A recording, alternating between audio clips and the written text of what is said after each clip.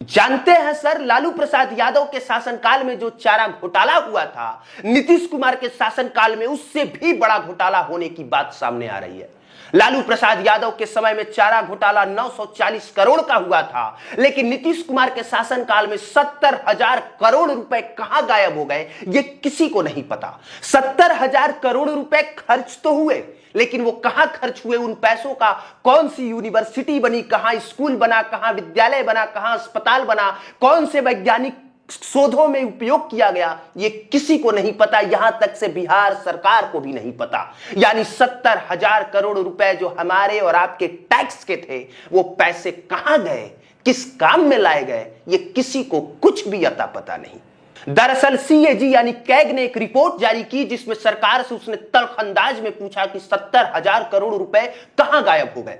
आसान भाषा में हम आपको बताएं तो सीएजी यानी कैग एक सरकारी हिसाब किताब रखने वाला विभाग है, जिसमें इस बात की जानकारी दी जाती है कि सरकार ने कब, कहां, कितने पैसे किस काम में खर्च हुए, और वो रिपोर्ट हर साल सदन या फिर विधानसभा में रखी जाती है। लेकिन इस बार कैग की रिपोर्ट जब बिहार विधानसभा में रखी गई तो सबके होश पाख्ता हो गए। दरअसल कैग की रिपोर्ट में यह कहा गया कि जो पैसे बिहार के विकास, स्कूल, सड़क और गांवों के लिए बिहार सरकार को दिए गए थे, उस 70,000 करोड़ से ज्यादा के रकम को बिहार सरकार ने कहां खर्च किया, इसका कोई अता पता नहीं। मतलब बिहार सरकार यह तो मानती है कि हमने 70,000 करोड़ रुपए खर्च किए हैं, लेकिन वो 70,000 करोड़ कहां खर्च किए हैं यह नहीं बताया। वो पैसे क्या अफसरशाही पे खर्च किए गए, नेताओं के स्वागत के लिए खर्च किए गए, या उन पैसों का गुलेल बना के उड़ा दिया गया, या फिर उन पैसों को यूं ही पानी में बहा दिया गया, ये हमारी और आपकी सरकार ने बताया ही नहीं। यानी जो पैसे हम टैक्स के समय भरते हैं, जब हम सड़क पे चलते हैं तब टैक्स भरते हैं, गाड़ी खरीदते हैं तब टैक्स भरते हैं, टोल टैक्स भरते हैं,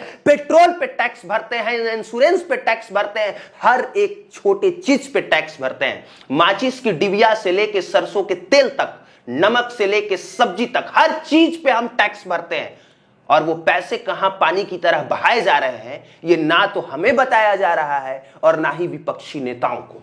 आपको ये जान के और भी ज्यादा हैरानी होगी कि यूसीएस यानी उपयोग प्रमाण पत्र एक तरह की रसीद होती है, जिससे पता चलता है कि पैसे कहां और किस काम के लिए खर्च किए गए।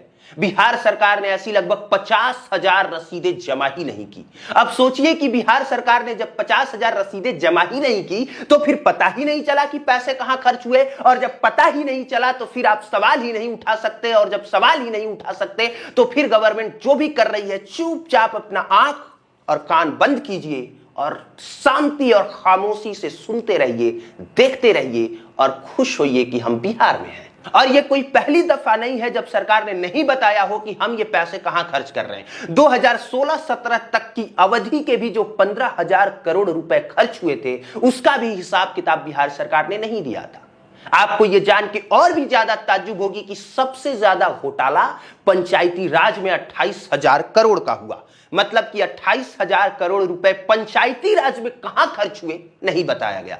शिक्षा विभाग में तकरीबन 13,000 करोड़ रुपए का घोटाला हुआ, यानी वो पैसे कहां खर्च किए गए शिक्षा विभाग में ये नहीं बताया गया।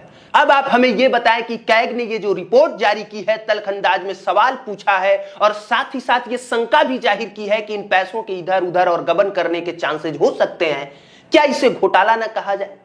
क्या इसे यह न समझा जाए कि ये तो लालू प्रसाद यादव के शासनकाल में जो चारा घोटाला हुआ था 900 करोड़ का, ये उससे भी बड़ा घोटाला है? या इसे ये बस ये मान लिया जाए कि गवर्नमेंट ने नहीं बताया, हमारा ये जानना हक नहीं था, इसलिए गवर्नमेंट ने नहीं बताया। गवर्नमेंट की जो जैसे मर्जी वो करेगी, हम चुपचाप तमाशबीन बन देखते रहेंगे।